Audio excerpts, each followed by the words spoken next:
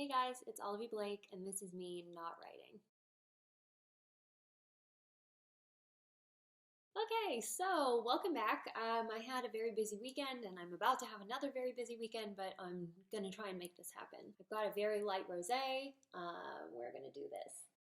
So, I wanted to start off by saying there's gonna be a little bit of a theme throughout the questions that we have today. Maybe you'll see it pop up after I've begun rambling. But I kind of wanted to start with, if you live in the United States, what's going on with the abortion laws in Georgia and Alabama. It all happened really suddenly, and it's basically that all these male politicians have taken this very firm anti-abortion stance, which is really feeling a lot more like an anti-woman stance. And I just want to say that it's been really hard to watch. I read a tweet about something that was like every woman who cried on election night knew this was coming, and that really hit home. And it was kind of like the day that I read Dr. Blasey Ford's testimony from the Brett Kavanaugh mess. I just remember feeling this just emptiness and just no control over anything that was happening, and this feeling that I just felt very isolated, even from my husband, who cares, but he's a white man. He's just never going to run into these problems, and it just felt very isolating. I guess I just want to make the point that you're not alone. We are not alone. If you feel under attack, you're not wrong. I guess I'm feeling a little bit of fear. And I wanted you to know, if you're also feeling fear, that we're not helpless yet. Things are going terribly, but I think we have to, at the very least, be vocal about what's going on. I know there's been a few times where people have asked me questions about what do they do if their boyfriend or their brother doesn't listen to them about this sort of thing. And the one thing you can't do is stop talking. The one thing you can't do is shut up, because this is just not the time to be quiet. This is the time to normalize your rage. Your anger is justified, and you shouldn't suppress it because you are expressing another woman's rage. You're expressing every woman's rage. And I guess it's just, I don't want us to feel alone. I think that we are less powerful when we feel alone. When we're isolated and pushed to the fringe, I think that is when it becomes a problem. So yeah, educate yourself on what you can do if you live in one of those states, or even if you don't, your voice is not insignificant. And I'm not even talking about your vote, but you have the power to, you don't think of things that you do or say as just one tiny instance of something. Think of it as the start of a chain reaction. If you make a difference for one more woman, who will she make a difference for? Anyway, I know it's a little, I guess it's a little cheesy, but hang in there. If you need a soundtrack for your anger, then I recommend Nightmare by Halsey. That just came out. So yeah, you should really listen to it. I feel like I'm just very glad that there are women with broad platforms who are speaking up about this. I don't think that would have happened 5-10 years ago. So I'm really proud of people who aren't being silent, and I hope you're going to be one of those people too. So this was a very long question that essentially boils down to, what do I think about the fact that erotica is extremely stigmatized? Many of you probably know that I talk about erotica constantly all the time. And the reason I said that my previous remarks were going to be sort of a theme that carries throughout this episode, can you call this an episode?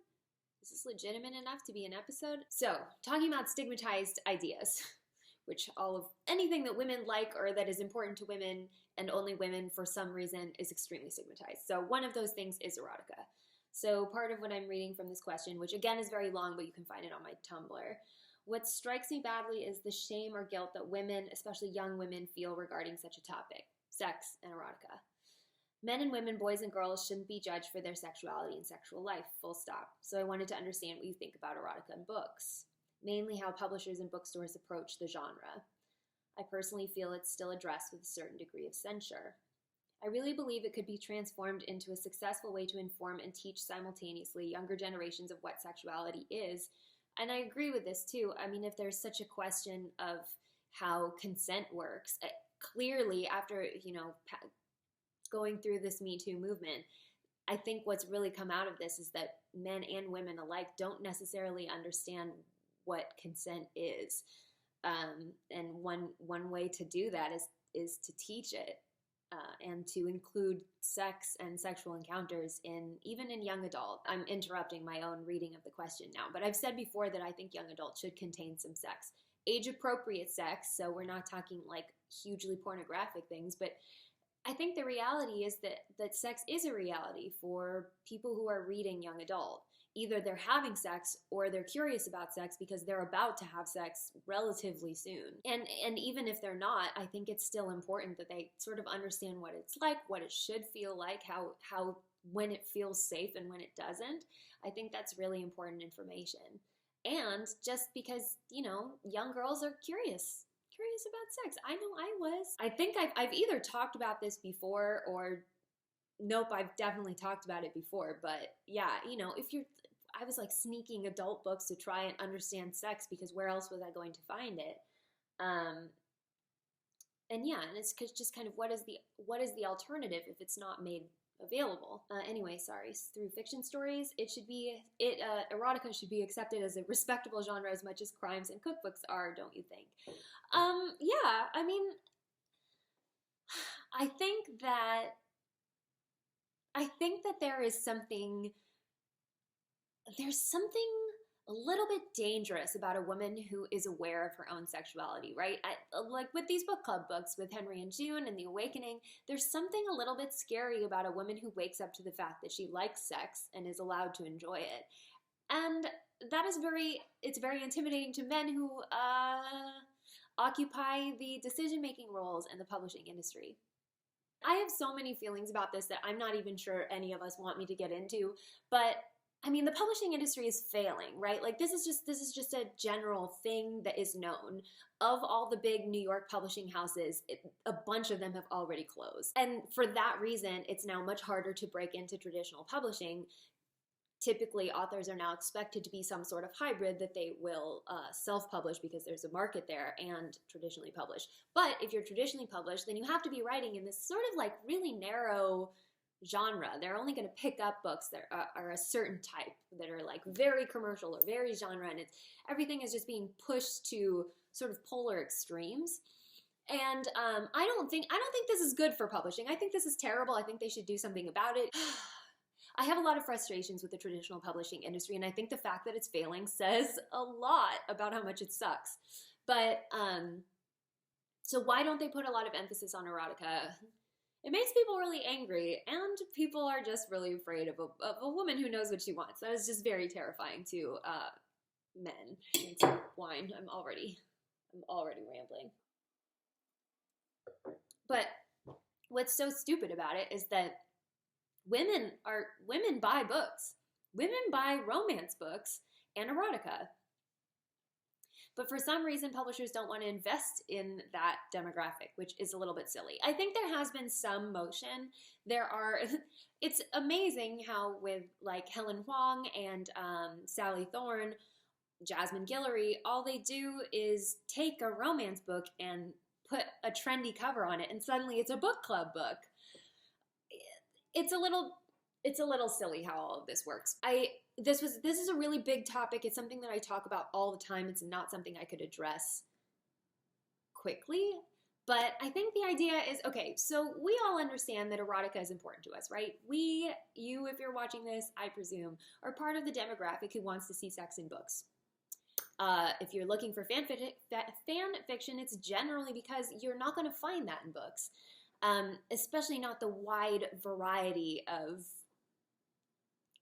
kinks and sexual preferences that are in fan fiction. And why don't those things get published? I don't know. It's hard to say.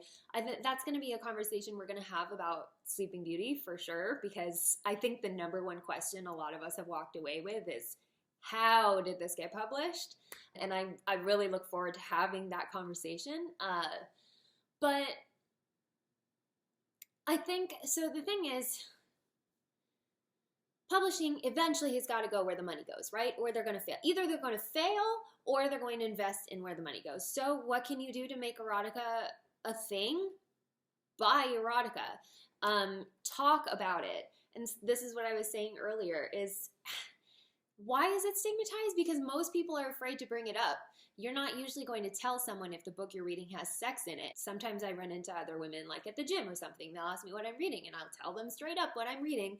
And they become a little shocked, and they like lower their volume. And it's like, why are you doing this? Why are you doing this? I don't think that it helps to keep something that's important to you a secret. I don't think that this asker said, for example, that they don't feel comfortable bringing this up with the people that they know, but then it will always remain an uncomfortable topic. You have to bring it up, and it's going to be uncomfortable until you normalize it. And by you, I mean the royal you, we have to normalize it. That is, as consumers of this, if we want more of it, then we have to be vocal about it. So support the authors who write it. Leave reviews on Amazon, Goodreads, etc. Buy their books, recommend their books. You're not going to see more of this unless you actually buy it. You know, you have to invest in what you're interested in. Otherwise, you're not going to get more of that. I always find that so surprising, even with fan fiction reviews and stuff. It's like, if you want more of something, then support the person who makes it. And I understand that it's uncomfortable and it's weird, but this is true of erotica and sex in general and everything, that the more comfortable you are discussing something that matters to you, then the more that thing that matters to you begins to matter to other people, or it becomes acceptable for it to matter to other people. That's why I'm here talking about this. That's why I do this every week. I don't really know who I'm talking to. I don't really know what you guys are getting from this, but if I'm talking about it, then maybe you will feel like you can talk about it.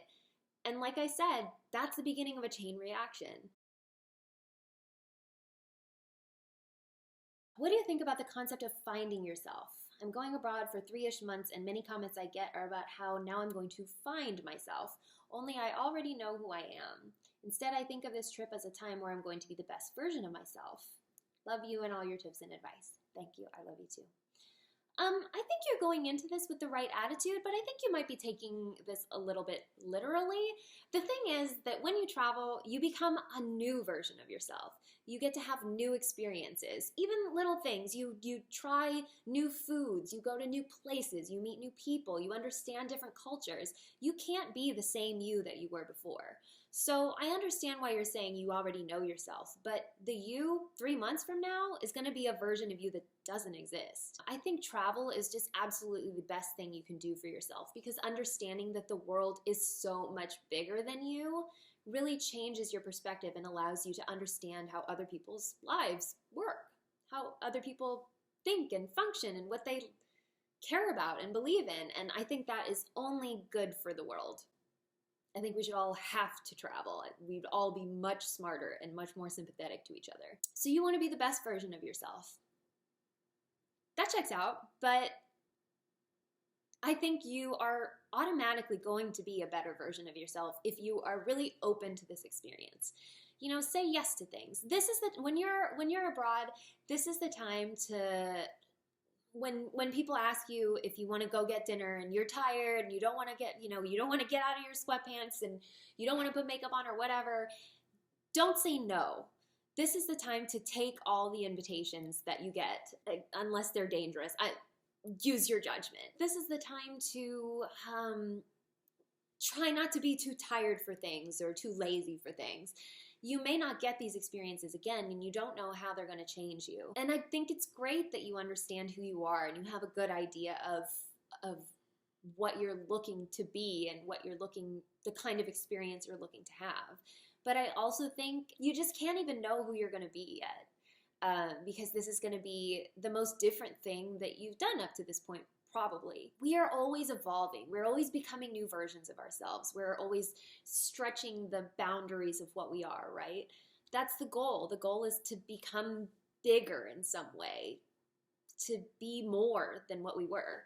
So I get where you're coming from, but I also understand what people are telling you. I think that what they mean about finding yourself is not really finding the you that exists right now, but finding the you that is going to exist after you've had all these experiences.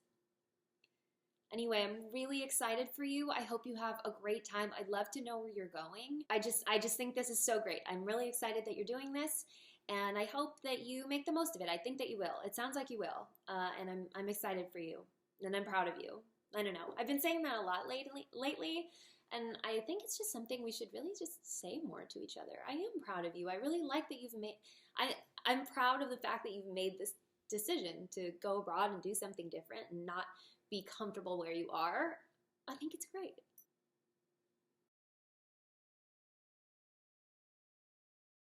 How do you not lose it on your siblings? Full disclosure, I lose it on my siblings all the time. I'm the oldest by a lot, so that might be my experience. So I don't know how good my advice is going to be. Actually, my brother and I get along, but he and my sister are really close in age, and they don't, and she and I, we have our moments. One thing that my brother and I do now that we're older is when my sister talks, we have to sort of look at each other and chant, do not engage, do not engage, do not engage.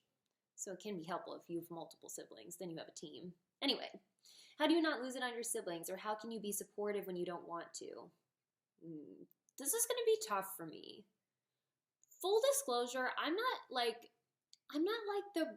a ride or die family kind of person. You know what I mean? Like, I always feel really guilty when I say this because I love my family and I have the benefit of thinking that for the most part they do the right thing, but also my family is constantly feuding. So it's kind of like I never feel the need to be supportive when I don't agree because we're just going to fight about it anyway. So just full disclosure, I don't know how good I'm going to be at this advice. Okay, so one of my brothers announced his engagement, which should be exciting, except our family hasn't met his extremely young fiancé. My brothers are 43, 41, 35, and I'm 24. Oh, okay. You have the opposite experience for me. And she is 21. Okay, before I keep going, my thought on this enormous age gap. I think you can see what my thought on this age gap is. I get age gaps. I understand. But it's hard for me to believe that someone at 21 is ready to be with someone who is, well, I'm not sure which brother this is. The 41-year-old? Okay, 20-year age gap. I wouldn't mind a 20-year age gap if she were 30 and he was 50. I think that's fine. 21, a girl who's 21 probably doesn't have a whole lot of experience with relationships. So she may not know. There's a power dynamic there that I have questions about, and clearly you do too, but just so we're generally on the same page. At least she is 21 and not a minor. I don't know when they met though, so I have a lot of questions. I pointed this 20-year age gap out, and he said, well, she'll be 22 before you're 25. I feel like this whole situation has a slew of problems, but I also want to be happy for him. Okay, well, you can't, okay, here's the thing with family is you can't ever tell someone, here's the thing with people, with humans in general. You can never tell someone what to do. They won't listen. There are technically ways you could manipulate the situation, but I don't think you want to do that because this is your brother. But it might help you to befriend the fiance. Not because I'm telling you to slither in this situation. I mean, you could. I mean, you can't really understand the relationship dynamic. We obviously, you and I, we have our guesses about it because it is a massive age gap. We can see the problems here. I think you see them perfectly clearly, and I didn't even need to get into it. But at the same time, it would be a little bit hypocritical for you to judge something that you haven't actually witnessed. So you haven't met the fiancé. Is there a way you can meet her? I think that's probably really important. And it doesn't hurt. I mean, she's about to be part of your family, so it probably doesn't hurt to get to know her anyway. I think maybe it would be easier for you to be supportive of your brother if you had a better idea of what their relationship was like. I say all the time, people always ask me what I think about age gaps. And the thing is, I don't care so much about the age gap as I do about, one, the power dynamic. So it's always a little bit more questionable when it's an older man and a younger woman. I think just because of, history and society, but also when you're in very different life stages. So your brother is 41, and I assume he's never been married before. But even unmarried at 41 is pretty uncommon, right? So it makes sense that he wants to be married, but unmarried at 21 is pretty standard. So, you know, maybe it's the sort of thing where he wanted to be married and she's going along with it, or I don't really know. I'm just addressing this because I have obviously written massive age gaps before. And usually I make a point to be very clear that even though the ages are very different, they're like where they are in life, whether they're in a state of transition or if they're, you know, I usually try to avoid being involved with someone who is older and has different priorities. I think you can make an age gap work, but you really have to be on the same page, which of course I can't know, and technically you can't know either because you haven't met her. Try befriending this girl. That is one way, I think, to be supportive, even if you can't be on board with the marriage. I'm not suggesting that you sabotage, but I am suggesting you sort of get a read on what's going on. If it still gives you the creeps, I don't know. We'll have to address that in another video. But for now, I don't know. The phrase "put your money where your mouth is" coming to mind. I'm not sure how relevant that is, but maybe that makes sense to you. You seem to have already brought it up, so I don't think you need to keep it a secret that something feels off about it.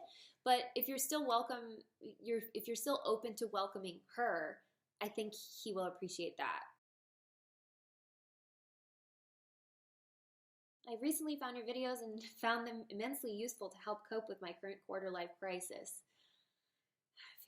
Could you please discuss how to find what makes you happy and steps you can take to becoming happy with yourself and enjoying the person you are?